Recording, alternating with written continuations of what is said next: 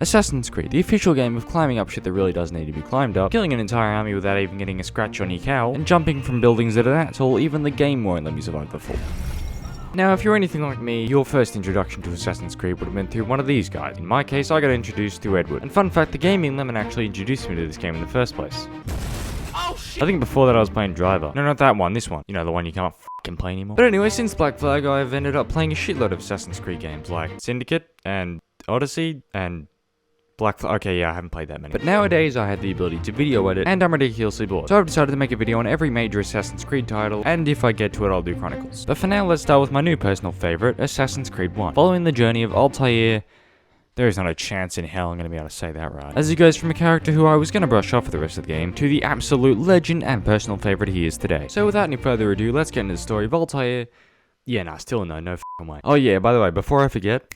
that. Anyway, so before we get into the game itself, I feel like it's important to cover Desmond. Because as of right now, we have no idea who this is. Alright, well you might, but I have no f***ing idea who this is. Or any of these for that matter. So I've taken the liberty of researching everything I need to know about Desmond, both in Assassin's Creed 1 and before Assassin's Creed 1. So I can refresh your memory, and definitely not so I can help the video reach 10 minutes. Anyway, onto Desmond, let's go. So according to Assassin's Creed Wiki, prior to Assassin's Creed 1, Desmond had left his previous life as an assassin behind to pursue a new life in New York. Eventually finding work as a bartender at the Bad Weather nightclub. And no, before you look it up, it isn't a real nightclub. Eventually, Abstergo, the modern-day Templars, ended up tracking him down, at which point they kidnapped him, incarcerated him, and forced him into the Animus so he could relive Altair's memories. Because in one of those memories, there was a map which held the location of every piece of Eden on Earth. And that's where Assassin's Creed 1 starts, as they attempt to shove Desmond directly into the memory that houses the map. Unfortunately, however, Desmond's brain rejects the memory, so they're forced to pull him out. And that is where you meet Warren and Lucy, as they stand over a very disoriented Desmond whilst he collects his thought. Anyway, once he does, they talk shit for a few minutes about this fucking thing, Animus.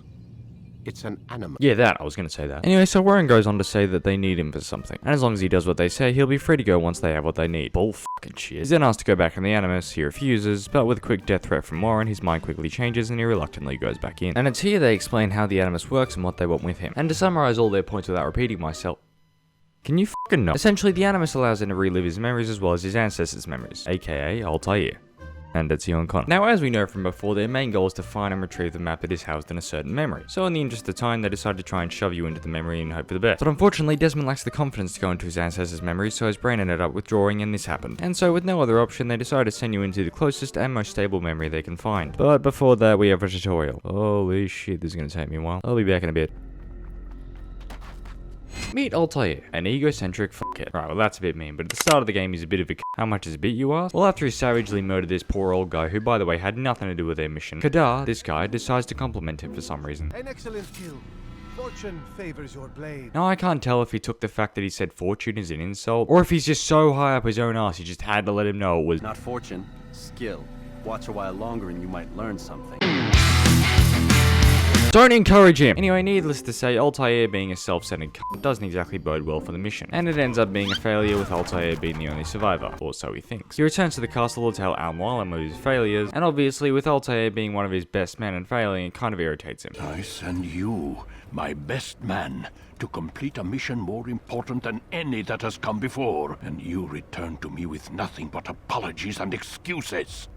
I did. Do not speak. He then talks about his plans to recover what was lost before Malik, the other guy in the cave, ends up not only still being alive, but also having the artifact from the cave. God damn. Anyway, after that, someone burst into Al-Mualim's office, or his area I suppose, to tell him that they're being raided by Robert Desmond. So of course you're sent out to help, and after killing a few of them, you're put in a cutscene where you do the first leap of faith, which then leads you up a tower where you cut a piece of wood and a whole load of logs fall on Robert's army, forcing him to retreat. Game skips ahead a bit, now Altair is standing trial for the shit he pulled in the cave. Yeah, apparently while Altair was destroying Robert's army, Malik was doubling on him, fucking snitch got the poor bastard stabbed. Which is conveniently the same time Lucy decides to pull Desmond out to give him time to...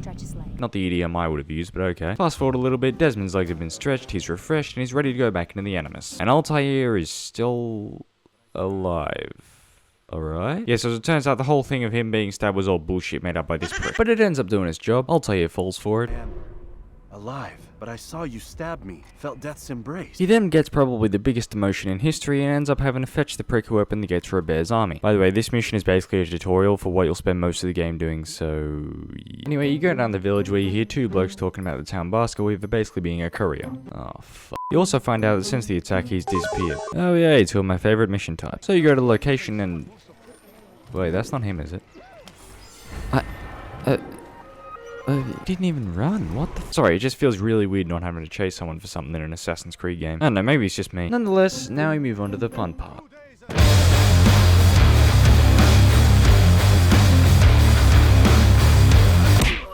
Enough! I yield! Oh, thank f***. Yeah, so as you can see, he's pretty tough to beat. He puts up a pretty good fight, but with enough good fortune on his side. Not fortune.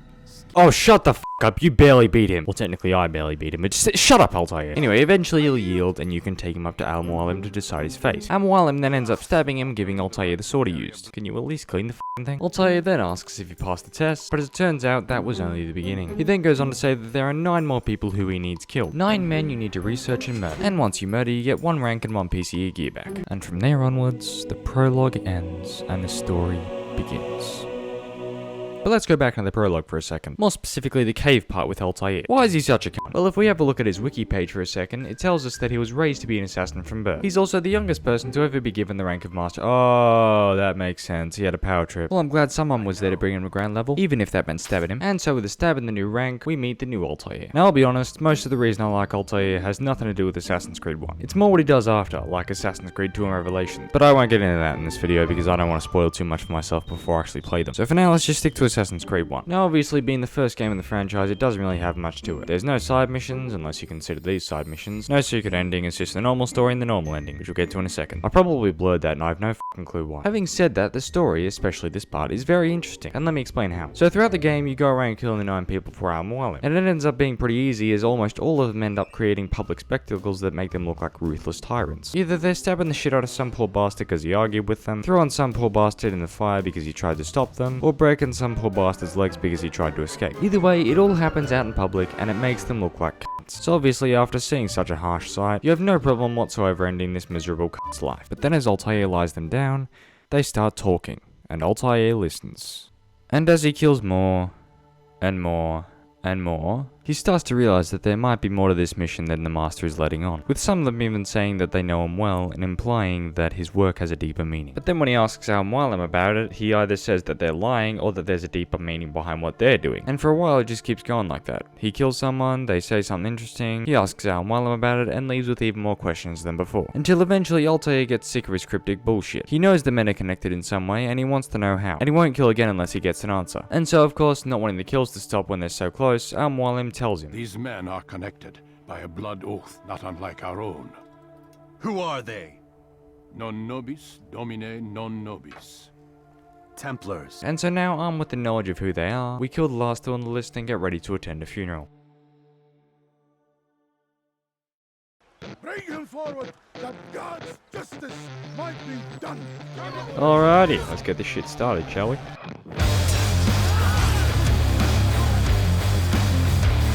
Ah, you fucking... Oh, you cheap bu...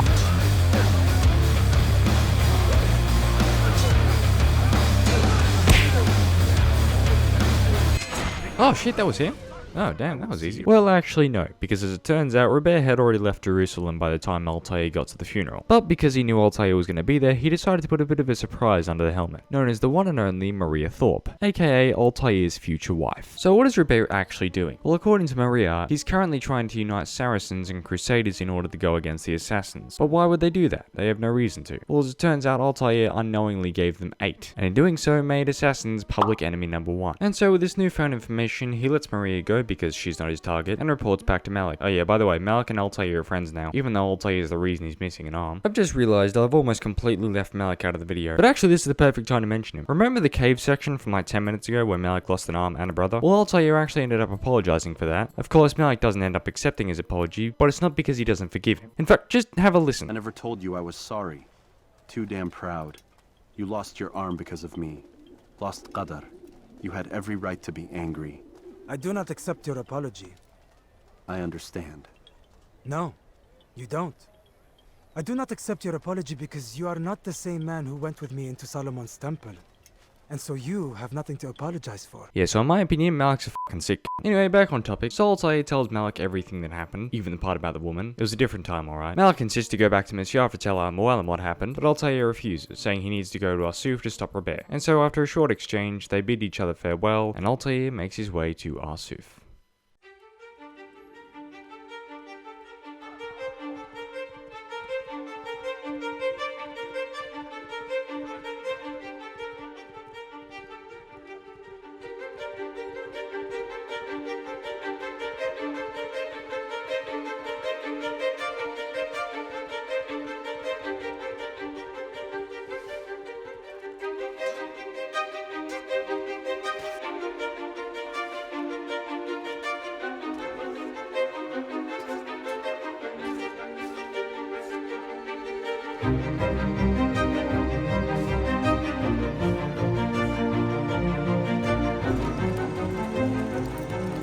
Come no further. Hold a moment. It's words I bring, not steel. Offering terms of surrender then. It's about time. You misunderstand. It's Al-Muallim who sends me, not Salah ad-Din. Assassin! What is the meaning of this? And be quick with it! You've a traitor in your midst. And he has hired you to kill me? Come to gloat about it before you strike? I won't be taken so easily! It's not you I've come to kill. It's him. Speak then, that I may judge the truth. Who is this traitor? Robert de Sable. It is an assassin that stands before us. These creatures are masters of manipulation. Of course it isn't true. You're afraid of what will happen to your little fortress. Can it withstand the combined might of the Saracen and the Crusader army? My concern is for the people of the Holy Land. If I must sacrifice myself for there to be peace, so be it. To arms, assassin!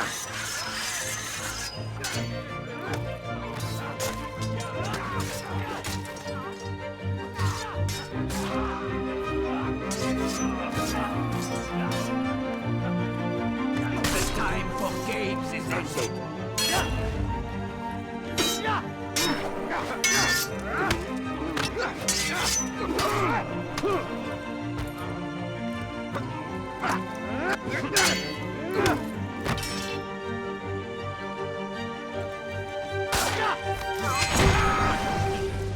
And so with Robert's reign of terror finally over, the Holy Land was safe and we all had a rave in the Sharp Castle. Or did we? No! What's happening?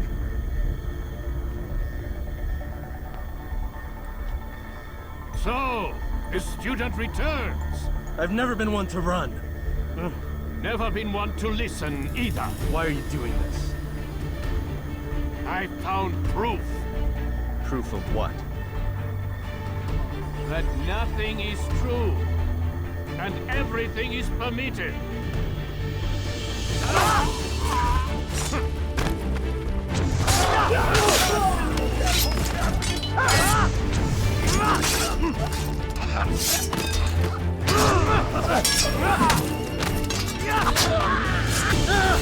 Face me! Or are you afraid? I have stood before 1,000 men, all of them superior to you, and all of them dead, by my hand. I am not afraid. What could I possibly fear? Look at the power I command.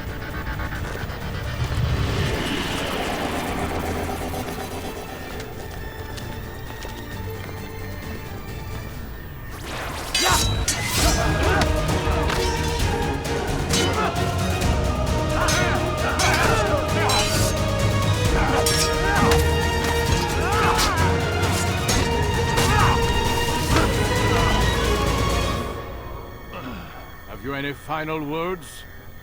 You lied to me. Called Robert's goal foul when all along it was yours as well. I've never been much good at sharing. You won't succeed. Others will find the strength to stand against you. And this is why, so long as men maintain free will, there can be no peace. I killed the last man who spoke as such. Bold words, boy. But just words. Then let me go. I'll put words into action. Tell me, Master, why did you not make me like the other assassins? Why allow me to retain my mind? Who you are and what you do are twined too tight together. To rob you of one would have deprived me of the other. And those Templars had to die. But the truth is, I did try. In my study, when I showed you the treasure. But you are not like the others. You saw through the illusion. Illusion? That's all it's ever done. This Templar treasure, this piece of Eden, this word of God. Do you understand now? Red Sea was never parted. Water never turned to wine. It was not the machinations of Iris that spawned the Trojan War, but this! Illusions! All of them! What you plan is no less an illusion. To force men to follow you against their will. Is it any less real than the phantoms the Saracens and Crusaders follow now? Those craven gods who retreat from this world that men might slaughter one another in their names? They live amongst an illusion already. I'm simply giving them another. One that demands less blood. At least they choose these phantoms. Or do they? Aside from the occasional convert or heretic? It isn't right. Ah, and now logic has left you. In its place, you embrace emotion. I am disappointed. What's to be done then? You will not follow me, and I cannot compel you. And you refuse to give up this evil scheme. It seems then we are at an impasse. No, we are at an end. I will miss you, Altair. You were my very best student.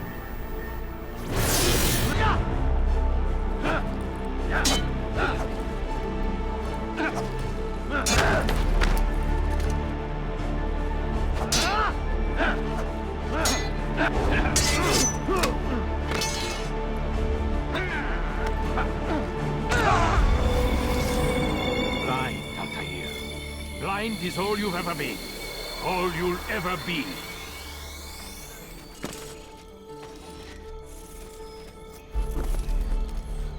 My blade ceased forming on the light. It cuts through the darkness.